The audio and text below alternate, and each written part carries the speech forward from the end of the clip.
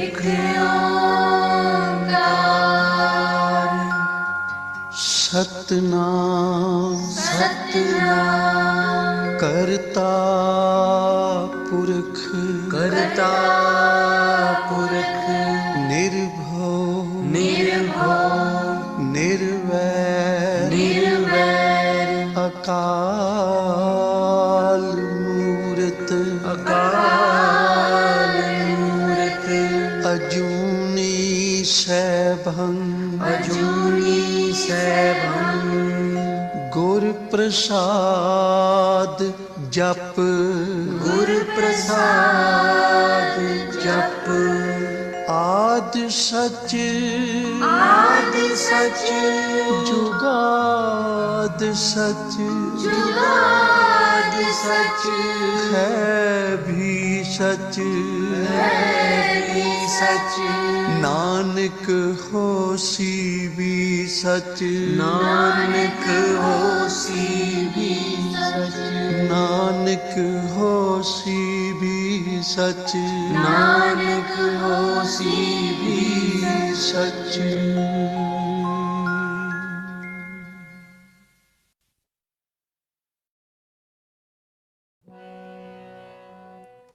ਜੋ ਜੋ ਨਾਮਾ ਹਰ ਗੁਣ ਉਚਰੈ ਭਗਤ ਜਨਾ ਕੋ ਦਿਹਰਾ ਫਿਰੈ ਜੋ ਜੋ ਨਾਮਾ ਹਰ ਗੁਣ ਉਚਰੈ ਭਗਤ ਜਨਾ ਕੋ ਦਿਹਰਾ ਫਿਰੈ ਜੋ ਜੋ ਨਾਮਾ ਹਰ ਗੁਣ ਉਚਰੈ ਭਗਤ ਜਨਾ ਕੋ ਦਿਉਰਾ ਫਿਰੈ ਭਗਤ ਜਨਾ ਕੋ ਦਿਉਰਾ ਫਿਰੈ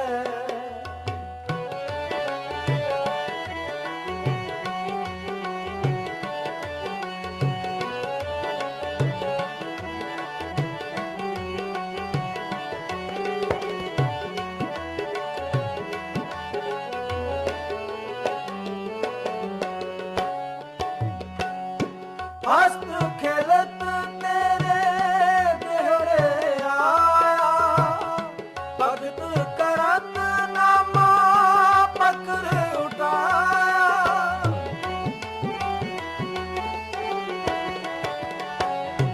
ਹਸਤ ਖੇਲਤ ਤੇਰੇ ਦਿਹੜੇ ਆਇਆ ਭਗਤ ਕਰਤ ਨਾਮਾ ਪਕੜ ਉਠਾਇਆ ਭਗਤ ਕਰਤ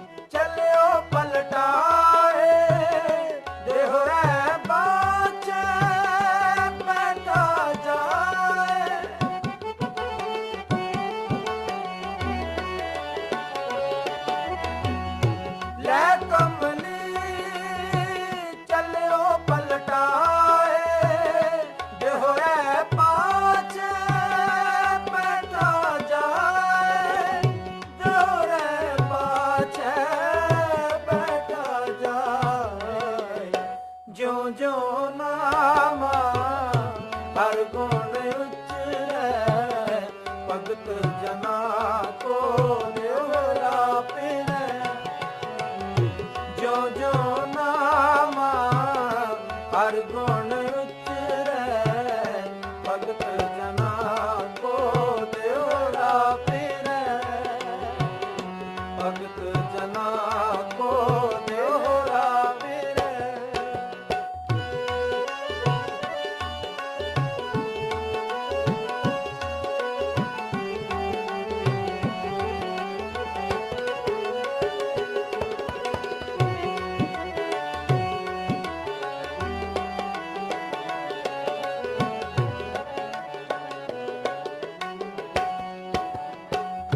हिनड़ी जात मेरी जाग मराया छिपे के जन्म काहे को आया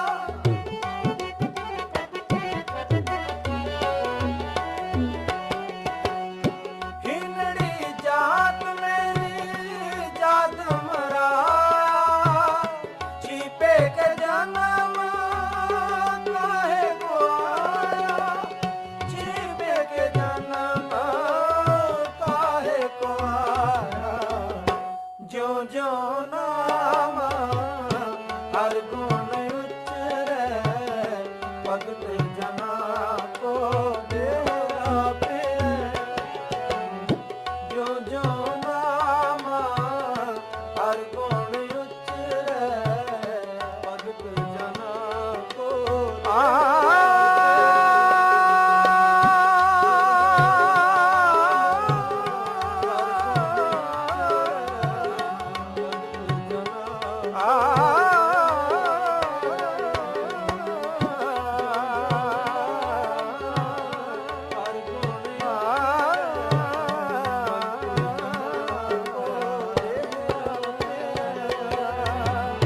जो जो नाम हर गुण उचरै भगत जना को देवरा फिरै जो जो नाम हर गुण उचरै भगत जना को देवरा फिरै भगत जना को देवरा फिरै भगत जना को देवरा फिरै वाहिगुरू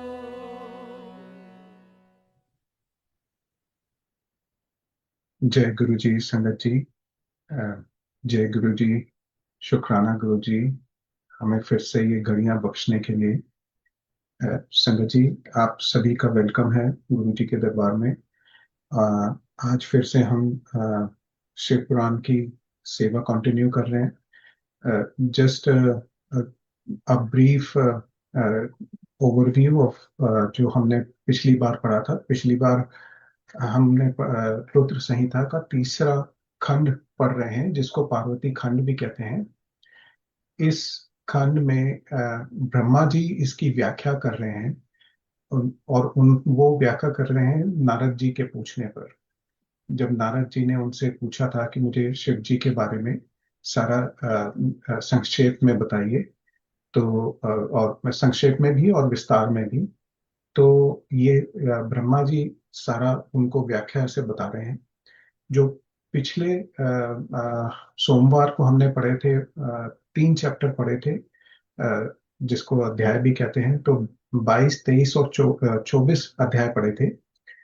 उसमें हमने देखा कि कैसे पार्वती जी का नाम उमा पड़ा था, और उसके बाद जब उन्होंने शिव जी की तपस्या करने का विचार किया, तो फिर जब उन्होंने अपने माता पिता से आज्ञा मांगी, तब उनका, जैसे उनकी मदर जो मैना जी हैं, उन्होंने उमा ऐसे बोला, तभी से उनका नाम उमा पड़ा था। और उसके बाद जब वो तपस्या करने के लिए गई, तो वहीं पे गए जहाँ पे शिव जी ने भी पहले तपस्या की थी, जिसको आजकल हम गंगोत्री के नाम से जानते हैं। और वहां पे उन्होंने ऐसी तपस्या करी, कई सालों तक तपस्या करी, और उनका उद्देश्य सिर्फ यही था कि उनको शिव जी को पाना था। और वो तपस्या उस समय और आज भी ऋषियों मुनियों सबके लिए बहुत ही दुष्कर है, जिसके लिए बहुत कठिन है। उनकी तपस्या के प्रभाव से सारा जो जगत में वो था, यूनिफॉर्मिटी थी, वो सब थोड़ी सी अनसेटल हो गई थी। और जस्ट अ क्विक ओवरव्यू, ये जो देवता थे उस समय काफी कष्ट में थे, क्योंकि उनको तारकासुर भी उनको परेशान कर रहा था। तो और तारकासुर का जो अंत होना था वो शिव जी के ही पुत्र से होना था। तो ये पार्वती जी का भी उनका तपस्या का करने का एक दूसरा उद्देश्य वो देवताओं के लिए ये था कि ताकि उनके से एक पुत्र हो जो कि तारकासुर का संहार कर सके। तो हमने 22, 23, 24 में यही पढ़ा कि कैसे पार्वती जी अभी तपस्या कर रहे हैं। देवताओं ने मिलकर पहले ब्रह्मा जी के पास गए, फिर वो विष्णु के पास गए, और सभी फिर मिलकर शिव जी के पास गए, क्योंकि पार्वती जी को तपस्या करते हुए काफी समय बीत गया था और उनको अभी शिव जी का वो वरदान नहीं मिला था। तो जब वो शिव जी के पास गए तो शिव जी ने उन्हें बताया कि क्यों वो शादी नहीं करना चाहते। लेकिन फिर तभी जब विष्णु जी ने, ब्रह्मा जी ने और सभी देवताओं ने काफी आराधना की उनकी, तब शिव जी मान गए, क्योंकि शिव जी हमेशा अपने गणों के हेल्प में रहते हैं, उनके सपोर्ट में रहते हैं।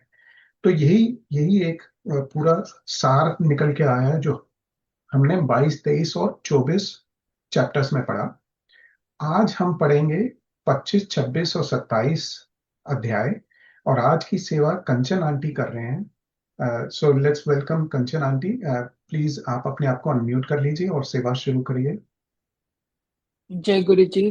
संगत जी, थैंक यू लव अंकल, इतना अच्छा आपने एक संक्षिप्त सा आपने बताया कि पिछली बार क्या क्या हमने पढ़ा था। Thank you so much. सबसे पहले तो शुक्राना गुरु जी महाराज का इस सेवा देने के लिए। मैं बिल्कुल भी इसके लिए काबिल नहीं हूँ, और अगर कोई भी गलती हो तो संगत जी आप मुझे माफ कर देना, गुरु महाराज आप मुझे माफ कर देना। तो गणेश जी का नाम लेके और अपने गुरु को याद करके मैं ये सेवा प्रारंभ करती हूँ। अध्याय 25 आरंभ। भगवान शिव की आज्ञा से सप्त ऋषियों का पार्वती के आश्रम पर जा उनके शिव विषयक अनुराग की परीक्षा करना और भगवान को सब वृतांत बताकर स्वर्ग को जाना। ब्रह्मा जी कहते हैं, देवताओं के अपने आश्रम में चले जाने पर पार्वती के तप की परीक्षा के लिए भगवान शंकर समाधिस्थ हो गए। वे स्वयं अपने आप में अपने ही परात पर स्वस्थ, माया रहित तथा उपद्रव शून्य स्वरूप का चिंतन करने लगे। उस ध्येय वस्तु के रूप में साक्षात भगवान महेश्वर ही विराजमान हैं। उनकी गति का किसी को ज्ञान नहीं होता। वे भगवान वृषभ ध्वज ही सबसे सृष्टा परमेश्वर हैं। तात उन दिनों पार्वती देवी बड़ी भारी तपस्या कर रही थी। उस तपस्या से रुद्रदेव भी बड़े विस्मय में पड़ गए। भक्ताधीन होने के कारण ही वे समाधि से विचलित हो गए और किसी कारण से नहीं। तदनंतर सृष्टिकर्ता हर ने वशिष्ठ आदि सप्त ऋषियों का स्मरण किया। उनके स्मरण करते ही वे सातों ऋषि शीघ्र ही वहां आ पहुंचे। उनके मुख पर प्रसन्नता छा रही थी तथा वे सब के सब अपने सौभाग्य की अधिक सराहना करते थे। उन्हें आया देख भगवान शिव के नेत्र प्रसन्नता से प्रफुल्ल कमल के समान खिल उठे और वे हंसते हुए बोले, तात सप्त ऋषियों, तुम सब लोग मेरे हितकारी तथा संपूर्ण वस्तुओं के ज्ञान में निपुण हो, अतः शीघ्र मेरी बात सुनो। गिरिराज कुमारी देवेश्वरी पार्वती इस समय सुस्थिर चित हो गौरी शिखर नामक पर्वत पर तपस्या कर रही हैं। मुझे पति रूप में प्राप्त करना ही उनका तपस्या का उद्देश्य है। दिव्यजों, उस समय केवल सखियां उनकी सेवा में हैं। मेरे सिवा दूसरी समस्त कामनाओं का परित्याग करके वे एक उत्तम निश्चय पर पहुंच चुकी हैं। मुनिवरों, तुम सब लोग मेरी आज्ञा से वहां जाओ, वहां और प्रेम पूर्ण हृदय उनकी दृढ़ता की परीक्षा करो। वहां तुम्हें स्वस्था छल युक्त बातें कहनी चाहिए। उत्तम व्रतधारी महर्षियों, मेरे आज्ञा से ऐसा करना है, इसलिए तुम्हें संशय नहीं करना चाहिए। भगवान शंकर की यह आज्ञा पाकर वे सातों ऋषि तुरंत ही उस स्थान पर जा पहुंचे जहां दीप्तिमती जगन माता पार्वती विराजमान थी। सप्त ऋषियों ने वहां शिवा को तपस्या की मूर्तिमती द्वारा दूसरी सिद्धि के समान देखा। उनका तेज महान था। वे अपने उत्तम तेज से प्रकाशित हो रही थी। उन उत्तम व्रतधारी सप्तऋषियों ने उन्हें मन ही मन प्रणाम किया और उनके द्वारा विशेषत पूजित हो वे मस्तक झुकाए इस प्रकार बोले। ऋषियों ने कहा, देवी गिरिजा नंदिनी, हमारी यह बात सुनो। हम जानना चाहते हैं कि तुम किस लिए तपस्या करती हो तथा इसके द्वारा किस देवता को और किस फल को पाना चाहती हो। इन उन दिवजों के इस प्रकार पूछने पर गिरिराज कुमारी देवी शिवा ने उनके सामने अत्यंत गोपनीय होने पर भी सच्ची बात बताई। पार्वती बोली, मुनीश्वरों, आप लोग प्रसन्नता पूर्व हृदय से मेरी बात सुने।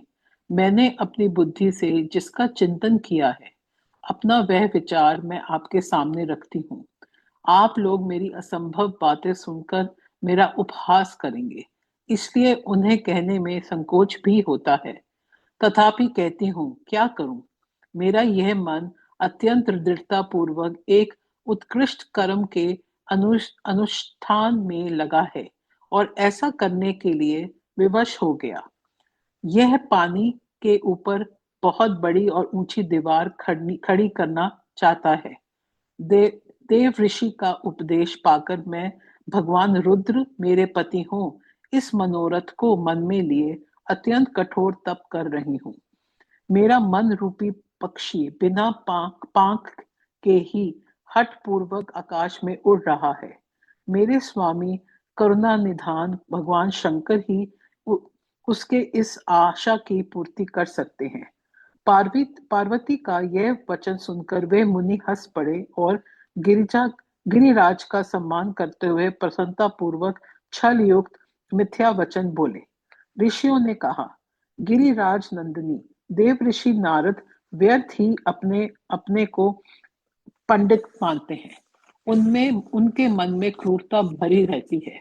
आप समझदार होकर भी क्या उनके चरित्र को नहीं जानती? नारद छल कपट की बातें करते हैं और दूसरों के चित्त को मोह में डालकर मत डालते हैं। उनकी बातें सुनने से सर्वथा हानि ही होती है। ब्रह्मपुत्र दक्ष के पुत्रों को नारद ने छल पूर्वक उपदेश दिया। उसका फल यह हुआ कि वे सब के सब अपने पिता के घर लौटकर ना आ सके। यही हाल उनके दक्ष द्वारा पुत्रों का भी किया। वे भी उनके चक्कर में आकर भिखारी बन गए। विद्याधर चित्रकेतु को इन्होंने ऐसा उपदेश दिया कि उसका घर ही उजड़ गया। प्रहलाद को अपना चेला बनाकर इन्होंने हिरण्याकश्यप से बड़े बड़े दुख दिलवाए। ये सदा दूसरों की बुद्धि में भेद पैदा किया करते हैं। नारद मुनि कानों को पसंद आने वाली अपनी विद्या जिसको सुनाते हैं, वही अपना घर छोड़कर तत्काल भीख मांगने लगता है। उनका मन मलिन है, केवल शरीर ही सदा उज्जवल दिखाई देता है।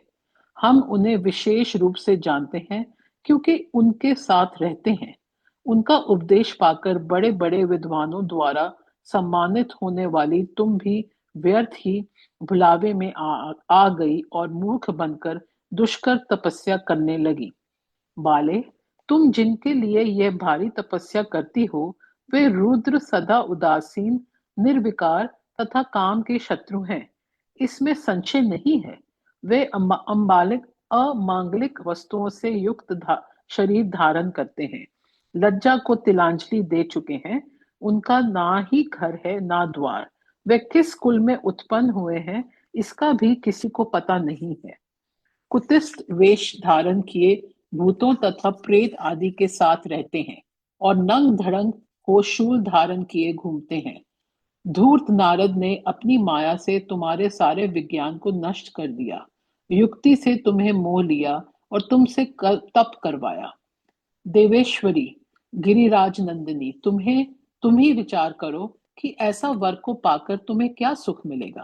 पहले रुद्र ने बुद्धि से खूब सोच विचार कर कर साध्वी सती से विवाह किया, परंतु वे ऐसे मूढ़ हैं कि कुछ दिन भी उनके साथ निभा ना सके। उस बेचारी को वैसे ही दोष देकर उन्होंने त्याग दिया और स्वयं स्वतंत्र हो अपने निष्कल और शोक रहित स्वरूप का ध्यान करते हुए उसी में सुखपूर्वक रम गए। देवी, जो सदा अकेले रहने वाले, शांत, संग्रहित और अद्वितीय हैं, उनके साथ किसी स्त्री का निर्वाह कैसे होगा। आज आज भी कुछ नहीं बिगड़ा है। तुम हमारी आज्ञा मानकर घर लौट चलो और इस दुर्बुद्धि को त्याग दो। महाभागे, इससे तुम्हारा भला होगा। तुम्हारे योग्य वर हैं भगवान विष्णु। वो समस्त सद्गुणों से युक्त हैं। वे वैकुंठ में रहते हैं, लक्ष्मी जी के स्वामी हैं और नाना प्रकार की क्रीड़ाओं करने में कुशल हैं। उनके साथ हम तुम्हारा विवाह करा देंगे और वह विवाह तुम्हारे लिए समस्त सुखों को देने वाला होगा। पार्वती, तुम्हारा जो रुद्र के साथ विवाह करने का हठ है, ऐसा हठ को छोड़ दो और सुखी हो जाओ। ब्रह्मा जी कहते हैं, नारद, उनकी ऐसी बात सुनकर जगदम्बिका पार्वती हंस पड़ी और पुनः उन्हें ज्ञान विशारद मुनियों से बोली। पार्वती ने कहा, मुनीश्वरों, आपने अपनी समझ से ठीक ही कहा है, परंतु दिव्यों, मेरा हठ भी छूटने वाला नहीं है। मेरा शरीर पर्वत से उत्पन्न होने के कारण मुझ में स्वाभाविक कठोरता विद्यमान है। अपनी बुद्धि से ऐसा विचार कर आप लोग मुझे तपस्या से रोकने का कष्ट ना करें। देव ऋषि का उपदेश वाक्य मेरे लिए परम हितकारक है, इसीलिए मैं उसे कभी नहीं छोड़ूंगी।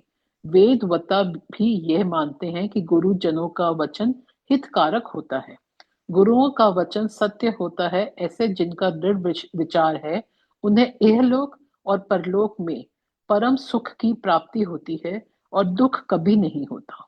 गुरुओं का वचन सत्य होता है। यह विचार जिनके हृदय में नहीं है, उन्हें इहलोक और परलोक में भी दुख ही प्राप्त होता है, सुख कभी नहीं मिलता। अतः दिव्यों, गुरुओं के वचन का कभी किसी तरह भी त्याग नहीं करना चाहिए। मेरा घर बसे या उजड़ जाए, मुझे तो यह हठ ही सदा सुख देने वाला है। मुनिवरों, आपने जो बात कही, मैं उनका आपके कहे हुए तात्पर्य से भिन्न अर्थ समझती हूँ और उनका यहाँ संक्षेप से विवेचन प्रस्तुत करती हूँ। आपने ये ठीक कहा कि भगवान विष्णु सद्गुणों के धाम तथा लीला विहारी हैं। साथ ही आपने सदा शिव को निर्गुण कहा है। इसमें जो कारण है वह बताया जाता है। भगवान शिव साक्षात पर ब्रह्मा है, अतएव निर्विकार हैं। वे केवल भक्तों के लिए शरीर धारण करते हैं, फिर भी लौकिक को प्रभुता को दिखाना नहीं चाहते। अतः परम हंसों की जो प्रिय गति है, उसी को वे धारण करते हैं, क्योंकि वे भगवान शंभु परमानंद हैं, इसलिए अवधूत रूप से रहते हैं। मायालिप्त जीवकों को ही भूषण आदि का रुचि होती है, ब्रह्मा को नहीं। वे प्रभु गुणातीत, अजन्मा, माया रहित, अलक्ष्य गति और विराट हैं। दिव्यों, भगवान शंभु किसी विशेष धर्म या जाति आदि के कारण किसी पर अनुग्रह नहीं करते। मैं गुरु की कृपा से ही शिव को यथार्थ रूप से जानती हूँ। ब्रह्म ऋषियों, यदि शिव मेरे साथ विवाह नहीं करेंगे तो मैं सदा कुमारी ही रह जाऊंगी, परंतु दूसरे के साथ विवाह नहीं करूंगी। यह मैं सत्य सत्य कहती हूँ। यदि सूर्य पश्चिम दिशा में उगने लगे, मेरु पर्वत अपने स्थान से विचलित हो जाए, अग्नि शीत लता को अपना ले तथा कमल पर्वत शिखर की शिला के ऊपर खिलने लगे, तो भी मेरा हठ छूट नहीं सकता। यह मैं सच्ची बात कहती हूँ। ब्रह्मा जी कहते हैं, नारद, ऐसा कह उन मुनियों को प्रणाम करके गिरिराज कुमारी पार्वती निर्विकार चित्त से शिव का स्मरण करती हुई चुप हो गई। इस प्रकार गिरिराज के उस उत्तम निश्चय को जानकर वे सप्त ऋषि भी उनकी जय जयकार करने लगे और उन्होंने पार्वती को उत्तम आशीर्वाद दिया। मुने, गिरिराज देवी की परीक्षा करने वाले वे सातों ऋषि उनको प्रणाम करके प्रसन्नचित हो शीघ्र ही भगवान शिव के स्थान को चले गए। वहां पहुंचकर शिव को मस्तक नवा उनसे सारा वृतांत निवेदन करके उनकी आज्ञा ले वह पुनः सादर स्वर्ग लोक को चले गए। अध्याय 25 समाप्त। भगवान शंकर का जटिल तपस्वी ब्राह्मण के रूप में पार्वती के आश्रम पर जाना, उनसे सत्कृत हो उनकी तपस्या का कारण पूछना तथा पार्वती जी का अपनी सखी विजया से सब कुछ कहलाना। ब्रह्मा जी कहते हैं, नारद, उन सप्त ऋषियों के अपने लोक में चले जाने पर सुंदर लीला करने वाले साक्षात भगवान शंकर ने देवी के तप की परीक्षा लेने का विचार किया। वे मन ही मन पार्वती से बहुत संतुष्ट थे। परीक्षा के ही बहाने पार्वती जी को देखने के लिए जटाधारी तपस्वी का रूप धारण करके भगवान शंभु उनके वन में गए। अपने तेज से प्रकाशमान अत्यंत बूढ़े ब्राह्मण का रूप धारण करके प्रसन्नचित हो वे दंड और छत्र लिए वहां से प्रस्थित हुए। आश्रम में पहुंचकर उन्होंने देखा देवी शिवा सखियों से घिरी हुई वेदी पर बैठी हैं और चंद्रमा की विशुद्ध कला सी प्रतीत होती हैं। ब्रह्मचारी का स्वरूप धारण किए भक्त वत्सल शंभु पार्वती देवी को देखकर प्रीति पूर्वक उनके पास गए। उन उन अद्भुत तेजस्वी ब्राह्मण देवता को आया देख उस समय देवी शिवा ने समस्त पूजन सामग्रियों द्वारा उनकी पूजा की। जब उनका भली भांति सत्कार हो गया, सामग्रियों द्वारा उनकी पूजा संपन्न कर ली गई, तब पार्वती ने बड़ी प्रसन्नता और प्रेम के साथ उन ब्राह्मण देव से आदर पूर्वक कुशल समाचार पूछा। पार्वती बोली, ब्रह्मचारी का स्वरूप धारण करके आए हुए आप कौन हैं और कहां से पधारे हैं? वेदवताओं में श्रेष्ठ विप्रवर, आप अपने तेज से इन वन को प्रकाशित कर रहे हैं। मैंने जो कुछ कहा है उसे बतलाइए। ब्राह्मण ने कहा, मैं इच्छा अनुसार विचरण वाला वृद्ध ब्राह्मण हूँ, पवित्र बुद्धि, तपस्वी, दूसरों को सुख देने वाला और परोपकारी हूँ। इसमें संशय नहीं है। तुम कौन हो, किसकी पुत्री हो और इस निर्जन वन में किस लिए ऐसी तपस्या कर रही हो जो पंच के बल पर खड़े हो तप करने वाले मुनियों के लिए भी दुर्लभ है।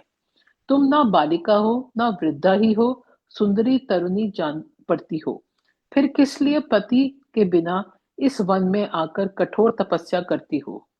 भद्रे, क्या तुम किसी तपस्वी की सहचारिणी तपस्विनी हो? देवी, क्या वह तपस्वी तुम्हारा पालन पोषण नहीं करता, जो तुम्हें छोड़कर अत्यंत अन्यत्र चला गया है? बोलो, तुम किसके कुल में उत्पन्न हुई हो? तुम्हारे पिता कौन है और तुम्हारा नाम क्या है? तुम महासौभाग्य रूपा जान पड़ती हो। तुम्हारा तपस्या में अनुराग व्यर्थ है। क्या तुम वेद माता गायत्री हो, लक्ष्मी हो, अथवा क्या सुंदर रूप वाली सरस्वती हो? इन तीनों में तुम कौन हो, यह मैं अनुमान से निश्चय नहीं कर पाता। पार्वती बोली, विप्रवर, ना तो मैं वेद माता गायत्री हूँ, ना लक्ष्मी हूँ, ना सरस्वती ही हूँ। इस समय मैं हिमाचल की पुत्री हूँ और मेरा नाम पार्वती है। पूर्व काल में, इससे पहले के जन्म में मैं प्रजापति दक्ष की पुत्री थी। उस समय मेरा नाम सती था। एक दिन पिता ने मेरे पति की निंदा की थी, जिससे कुपित हो मैंने योग के द्वारा शरीर को त्याग दिया था। इस जन्म में भी भगवान शिव मुझे मिल गए थे, परंतु भाग्यवश काम को भस्म करके वे मुझे भी छोड़कर चले गए। ब्राह्मण, शंकर जी के चले जाने पर मैं विरहताप से उद्विग्न हो उठी और तपस्या के लिए दृढ़ निश्चय करके पिता के घर से यहाँ गंगा जी के तट पर चली आई। यहाँ दीर्घ काल तक कठोर तपस्या करके भी मैं अपने प्राण वल्लभ को ना पा सकी, इसलिए अग्नि में प्रवेश कर जाना चाहती थी। इतने में ही आपको आया देख मैं क्षण भर के लिए ठहर गई। अब आप जाइए, मैं अग्नि में प्रवेश करूंगी, क्योंकि भगवान शिव ने मुझे स्वीकार नहीं किया। किंतु जहां जहां मैं जन्म लूंगी, वहां वहां शिव का ही पति रूप में वरण करूंगी। ब्रह्मा जी कहते हैं, नारद, ऐसा कहकर पार्वती उन ब्राह्मण देवता के सामने ही अग्नि में समा गई। यद्यपि ब्राह्मण देव सामने से उन्हें बार बार ऐसा करने से रोक रहे थे। अग्नि में प्रवेश करती हुई पर्वत राजकुमारी पार्वती की तपस्या के प्रभाव से वह आग उसी क्षण चंदन चंदन पंख के समान शीतल हो गई। क्षण भर उस आग के भीतर रहकर जब पार्वती आकाश में ऊपर की ओर उठने लगी, तब ब्राह्मण रूपधारी शिव ने सहसा हंसते हुए उन्हें पुनः पूछा, अहो भद्रे, तुम्हारा तप क्या है? ये कुछ भी मेरी समझ में नहीं आया। इधर अग्नि से तुम्हारा शरीर नहीं जला, यह तो तपस्या की सफलता का सूचक है, परंतु अब तक तुम्हें अपना मनोरथ प्राप्त नहीं हुआ, इसमें उसकी विफलता प्रकट होती है। अतः देवी, सबको आनंद देने वाले मुझ श्रेष्ठ ब्राह्मण के सामने तुम अपनी अभिष्ट मनोरथ को सच सच बताओ। ब्रह्मा जी कहते हैं, नारद, ब्राह्मण के इस प्रकार पूछने पर उत्तम व्रत का पालन करने वाली अंबिका ने अपने सखी को उत्तर देने के लिए प्रेरित किया। पार्वती से प्रेरित हो उनकी विजया नामक प्राण प्यारी सखी ने, जो उत्तम व्रत को जानने वाली थी, जटाधारी तपस्वी से कहा। सखी बोली, साधो, तुमसे पार्वती के उत्तम चरित्र का और इनकी तपस्या के समस्त कारणों का वर्णन करती हूँ। आप सुनना चाहते हैं तो सुनिए। मेरी सखी गिरिराज हिमाचल की पुत्री है। ये पार्वती और काली नाम से विख्यात हैं तथा माता मेनका की कन्या है। अब तक किसी ने इनके साथ विवाह नहीं किया है। ये भगवान शिव के सिवा दूसरे किसी को चाहती भी नहीं। उन्हीं के लिए 3000 वर्षों से तपस्या कर रही हैं। भगवान शिव की प्राप्ति के लिए मेरी इन सखी ने ऐसा तप प्रारंभ किया है। विप्रवर, इसमें जो कारण है उसे बताती हूँ, सुनिए। ये पर्वत राजकुमारी ब्रह्मा, विष्णु तथा इंद्र आदि देवताओं को भी छोड़कर केवल पिनाकपानी भगवान शंकर को ही पति रूप में प्राप्त करना चाहती हैं और नारद जी के आदेश से ये कठोर तपस्या कर रही है। द्विज श्रेष्ठ, आपने जो कुछ पूछा था उसके अनुसार मैंने प्रसन्नता पूर्वक अपनी सखी का मनोरथ बता दिया। अब आप और क्या सुनना चाहते हैं? ब्रह्मा जी कहते हैं, नारद, विजय का यह यथार्थ वचन सुनकर जटाधारी तपस्वी रुद्र हंसते हुए बोले, सखी ने ये जो कुछ कहा है, इसमें मुझे परिहास का अनुमान होता है। यदि यह सब ठीक हो तो पार्वती देवी अपने मुंह से कहें। जटिल ब्राह्मण इस प्रकार कहने पर पार्वती देवी अपने मुंह से ही यूं कहने लगी। अध्याय 26 समाप्त। पार्वती की बात सुनकर जटाधारी ब्राह्मण का शिव की निंदा करते हुए पार्वती को उनकी ओर से मन को हटा लेने का आदेश देना। पार्वती बोली, जटाधारी विप्रवर, मेरा वृतांत सुनिए। मेरी सखी ने जो कुछ कहा है वे ज्यों क्या त्यों सत्य है, उसमें असत्य कुछ भी नहीं है। मैं मन, वाणी और क्रिया द्वारा सत्य ही कहती हूँ, असत्य नहीं। मैंने साक्षात पति भाव से भगवान शंकर का ही वरण किया है। यद्यपि जानती हूँ वह दुर्लभ वस्तु भला मुझे कैसे प्राप्त हो सकती है, तथापि मन की उत्कष्टता से विवश हो मैं तपस्या कर रही हूँ। ब्राह्मण से ऐसी बात कहकर पार्वती देवी उस समय चुप हो रही। तब उनकी वह बात सुनकर ब्राह्मण बोले, इस समय तक मेरे मन में ये जानने की प्रबल इच्छा थी कि ये देवी किस दुर्लभ वस्तु को चाहती हैं, जिसके लिए ऐसा महान तप कर रही हैं। किंतु देवी, तुम्हारे मुखार विंद से सब कुछ सुनकर उस अभीष्ट वस्तु को जान लेने के बाद अब मैं यहाँ से जा रहा हूँ। तुम्हारी जैसी इच्छा हो वैसा करो। यदि तुम मुझसे ना कहती तो मित्रता निष्फल होती। अब जैसा तुम्हारा कार्य है वैसे ही उसका परिणाम होगा। जब तुम्हें इसी में सुख है तब मुझे कुछ नहीं कहना है। वहां ऐसी बात कहकर ब्राह्मण ने ज्यों ही जाने का विचार किया, त्यों ही पार्वती देवी ने प्रणाम करके उन्हें उनसे इस प्रकार कहा। पार्वती बोली, विप्रवर, आप क्यों जाइए, ठहरिए और मेरे हित की बात बताइए। पार्वती के ऐसा कहने पर दंडधारी ब्राह्मण देवता रुक गए और इस प्रकार बोले, देवी, यदि मेरी बात सुनने का मन हो है और उसे भक्ति भाव से ठहरा रही हो तो मैं वह सब तत्व बता रहा हूं जिससे तुम्हारे हित का ज्ञान हो जाएगा।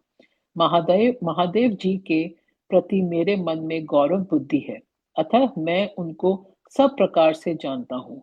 तो भी यथार्थ बात कहता हूँ, तुम सावधान होकर सुनो।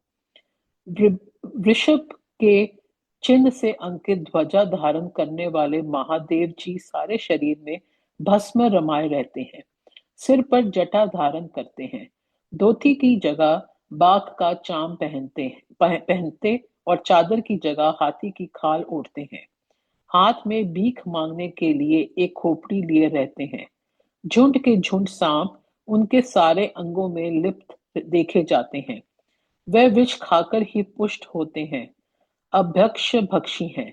उनके नेत्र बड़े भद्दे हैं और देखने में डरावने लगते हैं। उनका जन्म कब, कहाँ और किससे हुआ, ये आज तक प्रकट नहीं हुआ। घर गृहस्थी के भोग से वे सदा दूर ही रहते हैं। नंग धड़ंग घूमते हैं और भूतों प्रेतों को सदा साथ रखते हैं। उनके एक दो नहीं 10 भुजाएं हैं। देवी, मैं समझ नहीं पाता कि किस कारण से तुम उन्हें अपना पति बनाना चाहती हो। तुम्हारा ज्ञान कहाँ चला गया? इस बात को आज सोच विचार कर मुझे बताओ। दक्ष ने अपनी यज्ञ में अपनी ही पुत्री सती को केवल यही सोचकर नहीं बुलाया कि वह कपालधारी भिक्षु की भार्या है। इतना ही नहीं, उन्होंने यज्ञ में भाग देने के लिए सब देवताओं को बुलाया, किंतु शंभु को छोड़ दिया। सती उसी अपमान के कारण अत्यंत क्रोध से व्याकुल हो उठी। उसने अपने प्यारे प्राणों को तो छोड़ा ही, शंकर जी को भी त्याग दिया। तुम तो स्त्रियों में रत्न हो। तुम्हारे पिता समस्त पर्वतों के राजा हैं। फिर तुम क्यों इस उग्र तपस्या के द्वारा वैसे पति को पाने की अभिलाषा रखती हो? सोने की मुद्रा अशर्फी देकर बदले में उतना ही बड़ा कांच लेना चाहती हो? उज्जवल चंदन छोड़कर अपने अंगों में कीचड़ लपेटना चाहती हो? सूर्य के तेज का परित्याग करके जुगनों की चमक पाना चाहती हो? महीन वस्त्र त्याग कर अपने शरीर को चमड़े से ढकने की इच्छा करती हो? घर में रहना छोड़कर वन में धूनी रमाना चाहती हो? तथा देवेश्वरी, यदि तुम इंद्र आदि लोक पालकों को त्याग करके शिव के प्रति अनुरक्त हो तो अवश्य ही रत्नों के उत्तम भंडार को त्याग कर लोहा पाने की इच्छा करती हो। लोक में इस बात को अच्छा नहीं कहा गया है।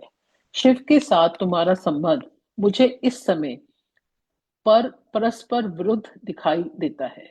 कहाँ तुम, जिसके नेत्र प्रफुल्ल कमल दल के समान शोभा पाते हैं, और कहाँ वे रुद्र जो 3 भद्दी आंखें धारण करते हैं।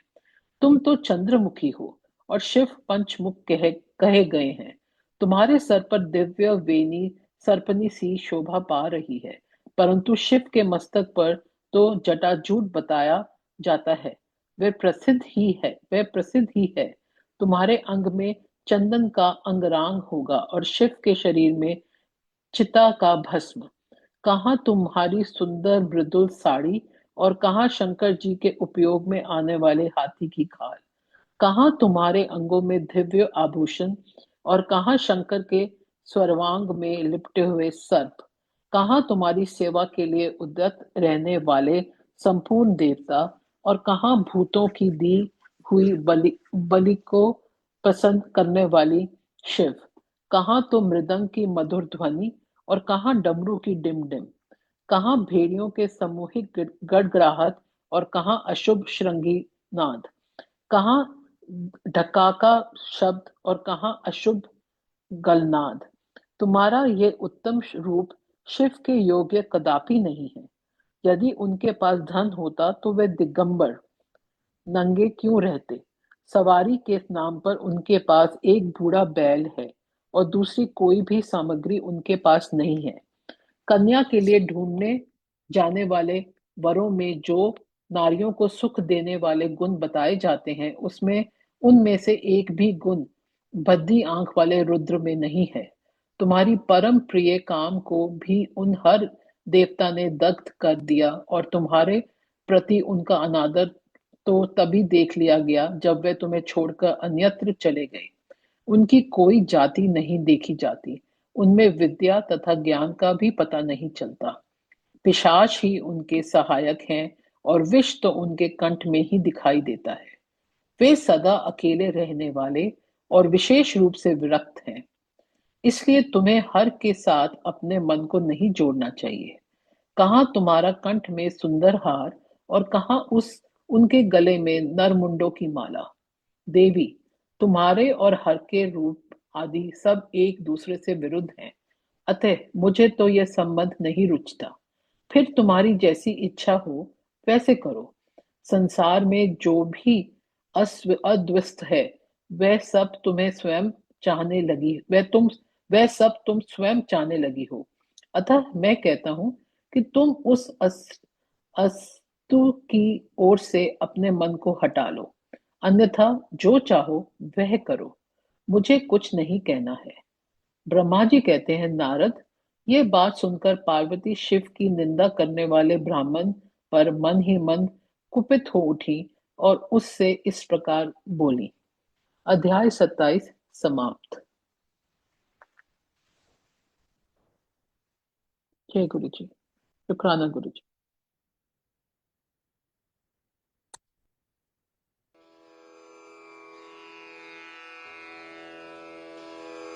जय गुरु जी की। अब हम मंत्र जाप करेंगे।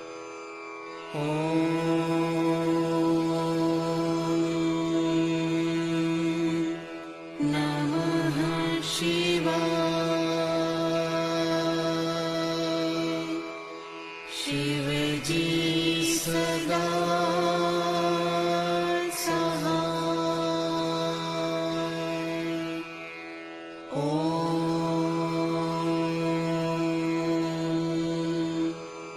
नमः शिवाय। गुरुजी सदा सहाय।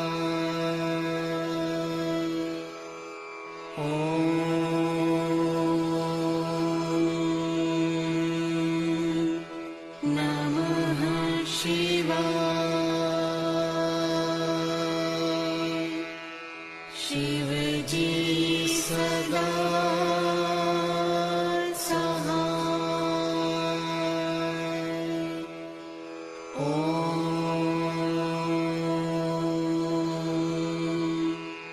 नमः शिवाय।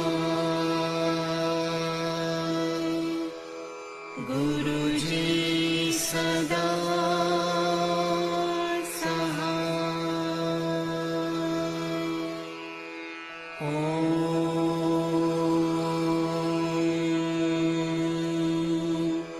नमः शिवाय। शिव जी सदा सहाय।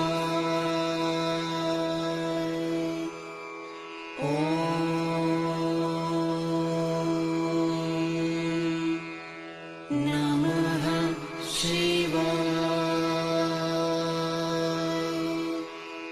गुरुजी सदा सहाय।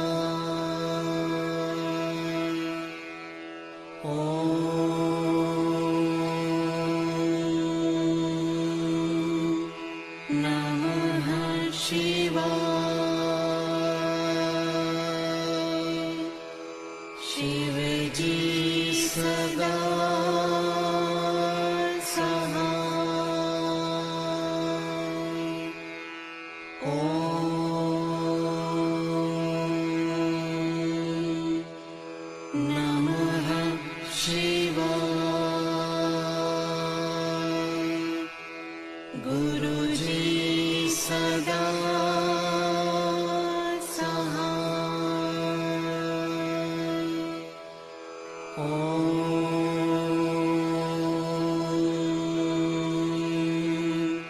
नमः शिवाय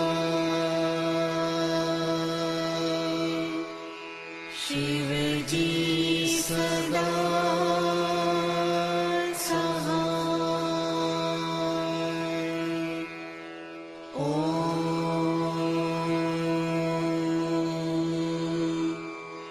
नमः शिवाय गुरुजी सदा सहाय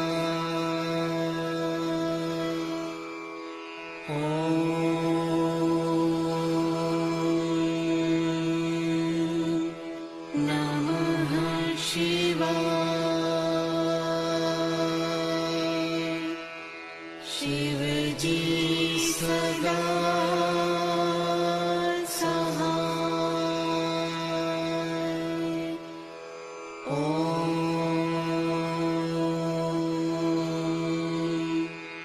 नमः शिवाय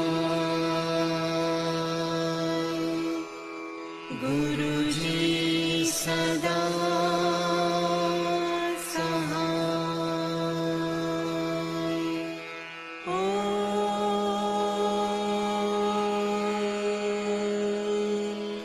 नमः शिवाय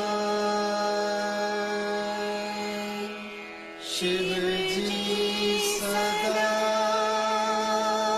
सहाय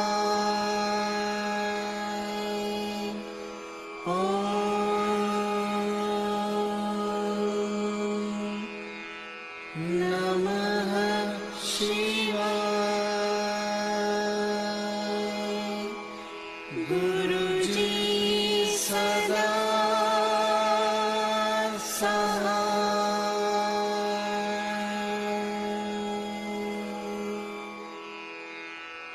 जय गुरु जी की।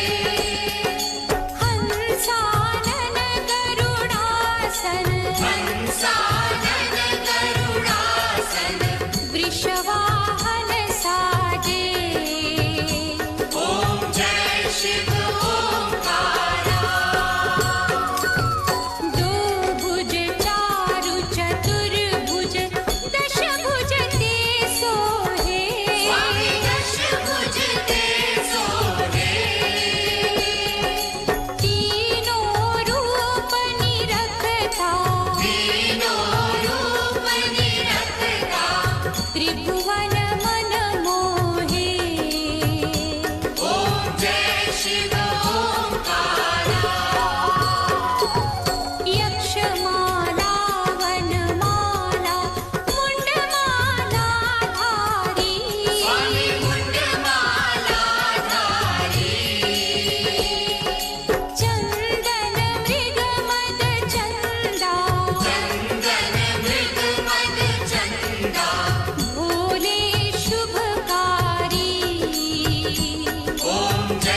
शिव ओंकारा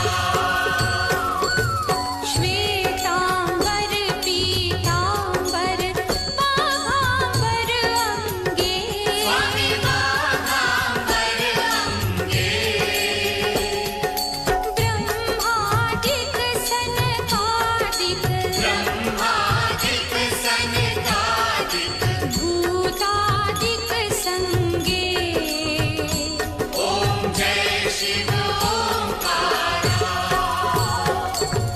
कर मध्ये चकमंडल चक्र त्रिशूल धरता स्वामी चक्र त्रिशूल धरता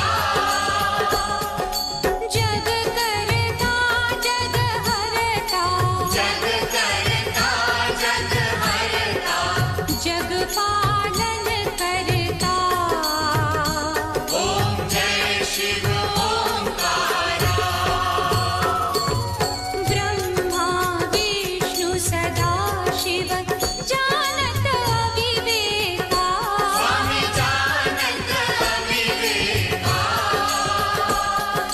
प्रणवाक्षर के मध्य प्रणवाक्षर के मध्य ये तीनों एका ओम जय शिव ओंकारा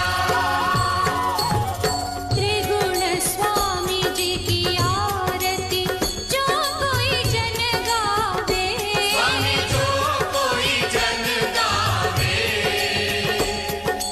कहत शिवानंद स्वामी कहत शिवानंद स्वामी मन वांछित फल पावे ओम जय शिव ओंकारा ओम जय शिव ओंकारा प्रभु हरि शिव ओंकारा ब्रह्मा विष्णु सदा शिव ब्रह्मा विष्णु सदा शिव अर्धांगी धारा ओम जय शिव ओंकारा ओम जय शिव ओंकारा प्रभु हरि शिव ओंकारा ब्रह्मा विष्णु सदा शिव ब्रह्मा विष्णु सदा शिव अर्धांगी धारा ओम जय शिव ओंकारा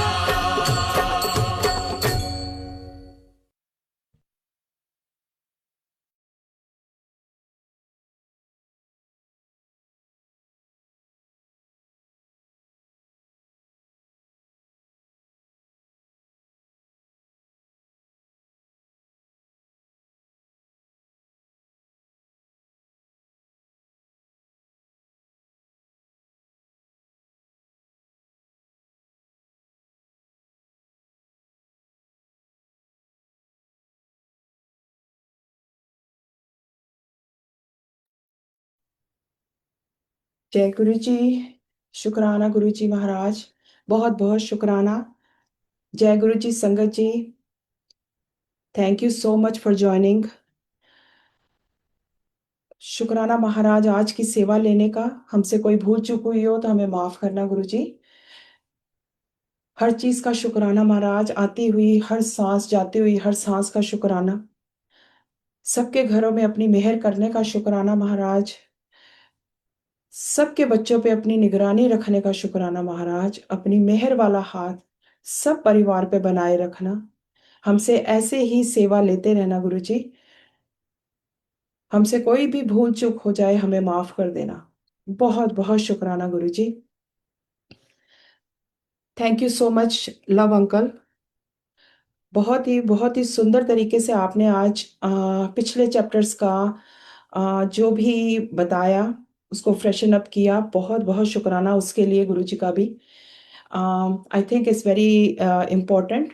कई बार कोई संगत अगर नहीं आ पाती है तो उनके लिए ये बहुत इजी हो जाता है समझना। और ये एक लेवल और आज गुरुजी ने हमारे लिए बढ़ा दिया। इसके लिए महाराज के चरणों में बहुत बहुत शुक्राना है।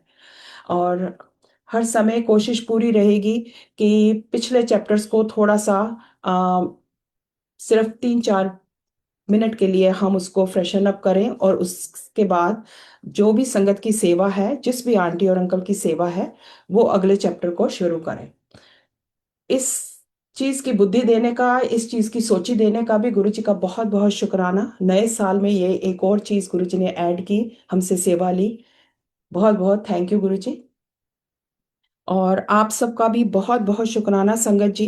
जैसे जैसे गुरु जी हम लोगों को आज्ञा देते रहेंगे, वैसे वैसे हम सेवा करते रहेंगे। आप अपने आप को सब अनम्यूट कर लीजिए और गुरु जी का शुक्राना कर लीजिए। Thank you so much Kanchan aunty, आज की सेवा का बहुत बहुत शुक्राना आप सबका। जय गुरु जी। थैंक यू जय शुक्राना गुरु जी, शुक्राना गुरु जी, लाख शुक्राना गुरु जी, शुक्राना गुरु जी, जय गुरु जी। बहुत जय गुरु जी, शुक्राना गुरु जी, बहुत बहुत शुक्राना। बहुत बहुत शुक्राना गुरु जी। शुक्राना शुक्राना गुरु जी, लाख लाख शुक्राना Guru ji. Thank you Guru ji, thank you शुक्राना मालिक, भूल चूक माफ मालिक। जय गुरु जी।